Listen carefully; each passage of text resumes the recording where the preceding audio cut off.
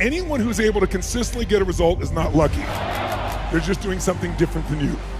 So for example, money, wealth, abundance. Is there a science to financial abundance? When I went to write some of my financial books, how did I do it? I knew a lot already. I'd worked with people like Paul Tudor Jones for 24 years, one of the greatest financial traders in history. But I went to 50 of the smartest financial people on earth, the Ray Dalios, the Warren Buffetts, all those individuals, and found out what did they do differently than everybody else. And not only did I write a book, a #1 bestseller, New York Times bestseller, but I applied it myself. And I took my companies from doing 50 to 100 million into the billions by just applying exactly what they did.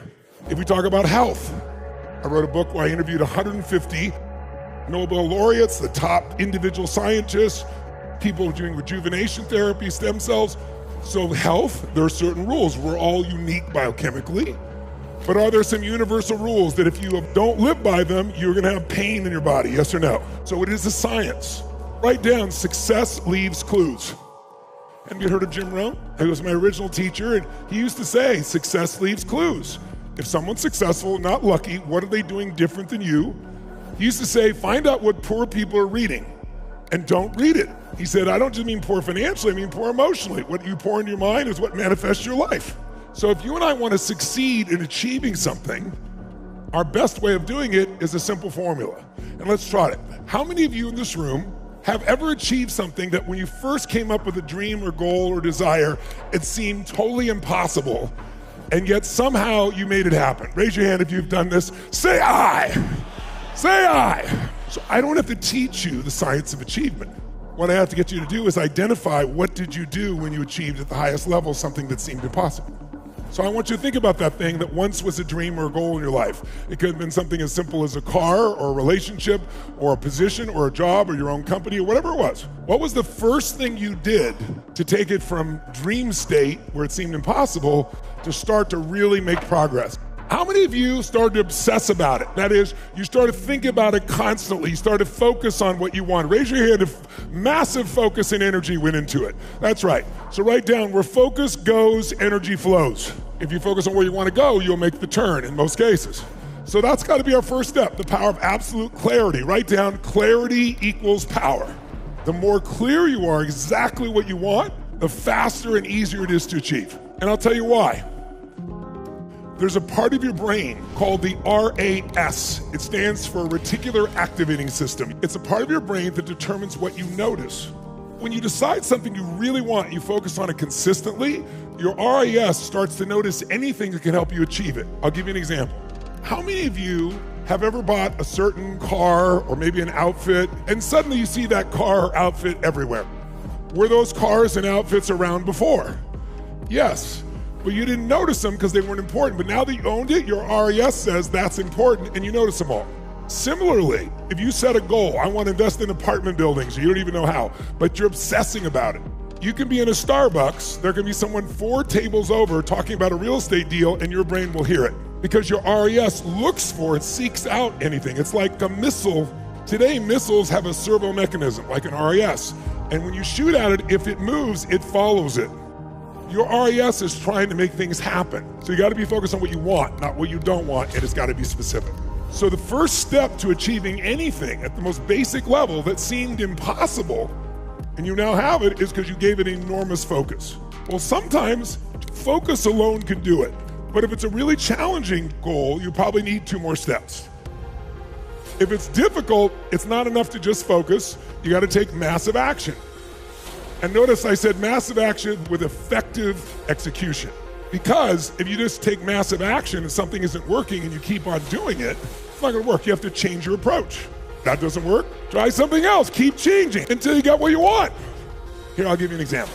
How long would you give your average baby to learn how to walk before you shut them down and went, dude, you're just not a walker, give it up?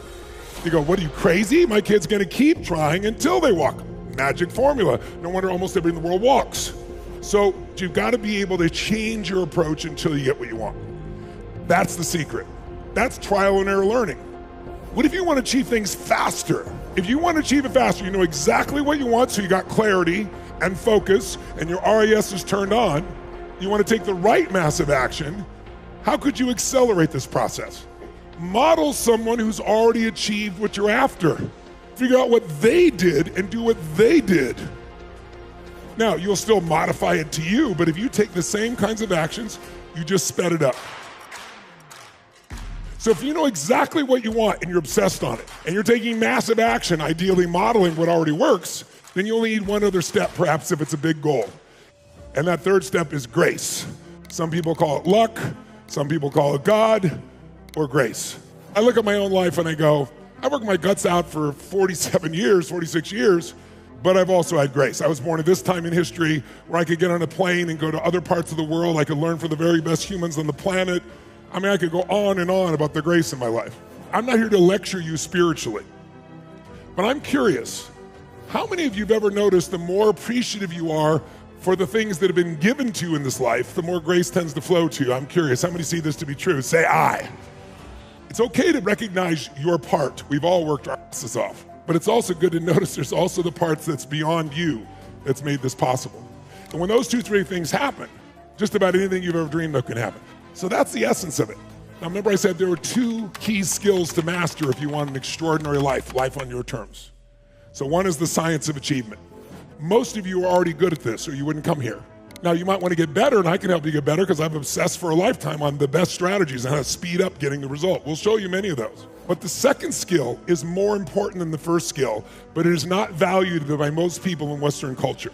And that second skill is the most important one, and that is you have to master the art of fulfillment. Notice I didn't say the science of fulfillment. I said the art of fulfillment. Why?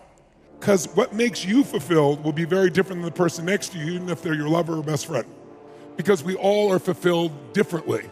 How many have been around somebody and you see they're so excited or turned on by something and you're like, huh? Like you don't share that enthusiasm. Who knows what I'm talking about?